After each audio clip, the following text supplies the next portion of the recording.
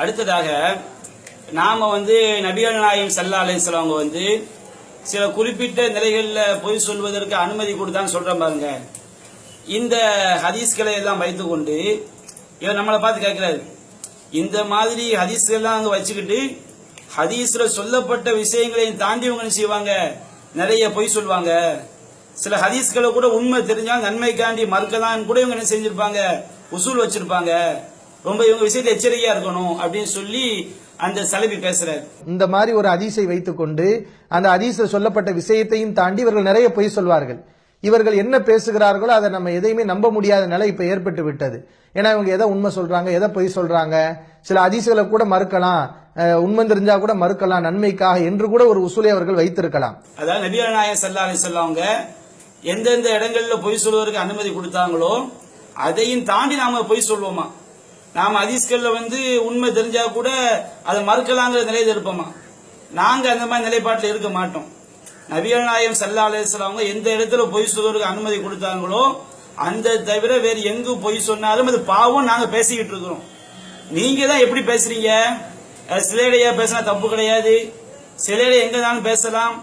அது நம்ம உள்ளத்துல ஒரு அர்த்தத்தை வச்சுக்கிட்டு மற்றவங்களுக்கு வேற அர்த்தம் புரியுற மாதிரி வார்த்தையை விடலாம், அது தப்பு கிடையாது, மார்க்கத்தில் அனுமதி இருக்குது என்று இந்த சிலைடையை வழங்காம நீங்க உழப்புறீங்களே, இவங்க விஷயத்தை நம்ம ரொம்ப எச்சரிக்கையா இருக்கணும். இவங்க மார்க்கத்தில் எதையெல்லாம் மாத்துவாங்க, உள்ளத்துல சரியா விளங்கினா கூட இவங்களுக்கு கிடைக்கிற உலக லாபத்துக்கான இவங்க மாத்தி பேசுவாங்க. இந்த மாதிரி கொள்கை இவங்கள்ட்ட இருக்கும். எங்களை நோக்கி அப்படி யாரும் சொல்ல முடியாது. நாங்க தெளிவா சொல்லிட்டோமே, தௌஹீத் ஜமாத் தெளிவா சொல்லி நபிகள் நாயகம் ஸல்லல்லாஹு அலைஹி வஸல்லம் அவங்க எந்தெந்த இடத்துல பொய் சொல்வதற்கு அனுமதி கொடுத்தாங்களோ நாம சொல்லி காட்டி ஹதீஸ்கள் பார்த்தோமா இல்லீங்களா? நபிகள் நாயகம் ஸல்லல்லாஹு அலைஹி வஸல்லம் அவங்க 3 இடங்கள் சொன்னாங்க. போர்க்களம், அதுபோன்று கணவன் மனைவி சமாதானத்தை உண்டாக்குதல், கணவன் மனைவிக்கு மத்திய திருப்திக்காண்டி சொல்லக்கூடிய வார்த்தை, அதுபோன்று உம்மு சுலைம் சம்பவத்தில் உள்ள அந்த மாதிரி நிலைமைகள், ஹிஜ்ரத் போகும்போது ஏற்பட்ட ஒரு நிலைமை, இதுபோல் நிலைமைகள்ல தர்ம சங்கடமான நிலைமைகள்ல மார்க்கம் எந்த இடங்கள்ல பொய் சொல்வதற்கு அனுமதி கொடுத்திருக்குதோ அங்க சொல்ல தப்பு கிடையாது. ஆனால் இதையும் தாண்டி வாழ்நாள் ஃபுல்லா பொய் சொல்லலாம், 2 அர்த்தம் தரக்கூடிய வார்த்தையை பயன்படுத்தலாம் என்று சொல்லக்கூடிய இந்த சலப்பு கொள்கையை சார்ந்தவர்கள் தான் ரொம்ப ஆபத்தானவர்கள், மார்க்கத்தில் விளையாடக்கூடியவர்கள் என்பதை நாம் தெளிவாக இந்த இடத்துல நாம் சொல்லிக் கொள்றோம். அடுத்து நாம பார்க்கிறோம், இப்ராஹிம் நபி அவங்க 3 பொய் சொன்னதாக ஒரு செய்தி வருது. இந்த செய்தியை வச்சு என்ன சொல்றாரு தெரியுமா? மறுமை நாள்ல மஹ்ஷர் மைதானத்துல சூரியன் தலை உச்சியில இருக்கும் பாருங்க, தலை உச்சியில் இருக்கும்போது மக்கள் எல்லாம் ஆதம் நபிட்ட போவாங்க பரிந்துரை செய்வதற்காக. அவர் அவர் செய்த ஒரு பாவத்தை நினைத்து பரிந்துரை செய்ய மறுத்துருவார். ஆதம் நபி செஞ்சது சொன்னது பொய் கிடையாது, பாவம். அடுத்து நூஹ் நபிட்ட வருவாங்க, அவர் செய்த ஒரு தவறை நினைத்து அல்லாஹ்ட்ட போய் பரிந்துரை செய்ய மறுத்துருவார். அவர் சொல்வார், அல்லாஹ் எனக்கு ரொம்ப கோபமாக இருக்கிறான், அல்லாஹ் என்றைக்கும் கோபப்படாத அளவுக்கு இன்று கடும் கோபமாக இருக்கிறான், நானே ஒரு தவறு செய்திருக்கின்றேன், நப்சி நப்சி, நான் என்னுடைய நிலைமை என்ன ஆகுமோ என்று சொல்லி நூஹ் நபி மறுத்துருவாங்க. அதுபோன்று இப்ராஹிம் நபி மறுத்துருவாங்க. இப்ராஹிம் நபி அவங்க செஞ்ச ஒரு 3 பொய்யை நினைத்து அவங்க மறுத்துருவாங்க. அதுபோன்று மூசா நபி மறுத்துருவாங்க. ஈசா நபிக்கு எந்த பாவமே சொல்லப்படல, அவரும் மறுத்துருவார். நபிகள் நாயகம் ஸல்லல்லாஹு அலைஹி வஸல்லம் அவங்கள்ட்ட வரும்போது ரசூலுல்லாஹ் செய்வாங்க, அல்லாஹ் முன்னாடி போய் சுஜூது பண்ணுவாங்க. அந்த செய்தி நீண்ட சம்பவம், அல்லாஹ் ரப்பல் ஆலமீன் பரிந்துரை செய்வதற்கு அனுமதி கொடுப்பான் என்று வரக்கூடிய ஹதீஸ்.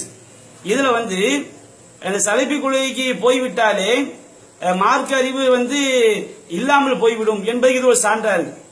அவர் என்ன சொல்றாரு, இப்ராஹிம் நபி எப்படி அனுமதிக்கப்பட்ட பொய்களை சொன்னார்களோ அது போன்ற பொய்யை கூட ரசூலுல்லாஹ் சொல்லல, அதனாலதான் இப்ராஹிம் நபி பரிந்துரை செய்ய பயப்படுறாங்க, ரசூலுல்லாஹ் போய் பரிந்துரை பண்ணாங்க அப்படிங்கிறார். மறுமை நாள்ல மக்கள் ஒவ்வொரு நபியிடத்திலையும் போவார்கள், தனக்கு பரிந்துரை செய்யுமாறு கேட்பார்கள்.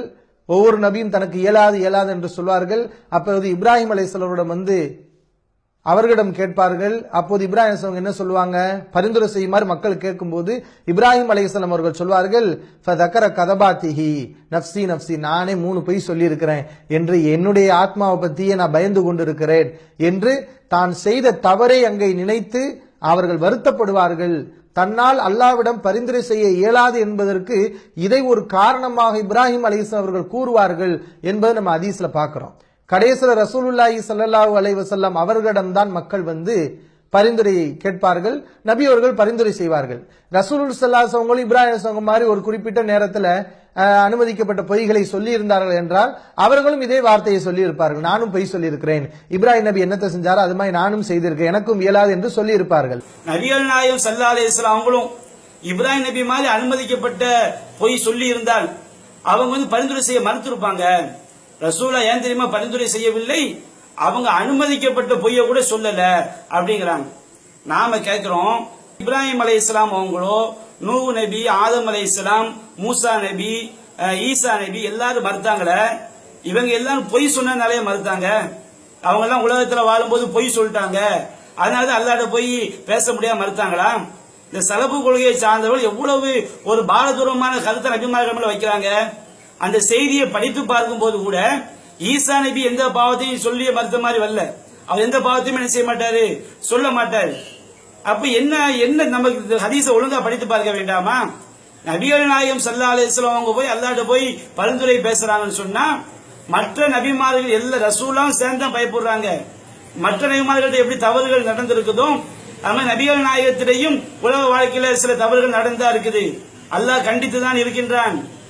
நூஹ் நபி தவறு செய்திருக்கிறார்கள் உலகத்துல வாழும் போது, எல்லா நபியும் தப்பு தான் இருக்குது. இப்ராஹிம் நபி அவர்களிடம் 3 பொய்கள் நிகழ்ந்திருக்கலாம், நிகழ்ந்ததாக ஹதீஸ்ல வருது. மற்ற நபிமார்கள் தப்பு செய்யாதவங்க அர்த்தமா? நபிகள் நாயகம் அவங்க போய் பரிந்துரை செஞ்சதுனால நபிகள் நாயகத்துடைய வாழ்க்கை சின்ன ஒரு தவறு கூட நடக்கவில்லை என்று வருமா? நபிகள் நாயகம் ஸல்லல்லாஹு அலைஹி வஸல்லம் தான் மஸ்லமாங்கிற சஹாபிக்கு கஅப் பின் அஷ்ரஃபை கொல்றதுக்கு போய் பொய் சொல்றது அனுமதி கொடுத்தாங்களே. பொய் சொல்வதை விட அதற்கு தூண்டுவது பெரிய பாவம்ல. அந்த மாதிரி தான் ரசூல்லா பொய்யினாலதான் இப்ராஹிம் நபி மறுத்தாங்கன்னு சொன்னா அது அளவுகோலா வச்சா ரசூல்லா பொய்க்கு தூண்டுறது அதை விட பெரிய பாவம் ஆயிருமே. அப்ப இவங்க மார்க்கத்தை என்ன சிந்திக்கிறாங்க? அப்ப ரசூல் ஸல்லல்லாஹு அலைஹி வஸல்லம் அவங்க மறுமை நாள்ல பரிந்துரை செய்வதற்கு என்ன காரணம்? அல்லாஹ்விடம் நபிகள் நாயகம் ஸல்லல்லாஹு அலைஹி வஸல்லம் அவர்கள் தான் பரிந்துரை செய்ய வேண்டும் என்பது நபிகள் நாயகத்திற்கு முன்கூட்டியே தெரியும்.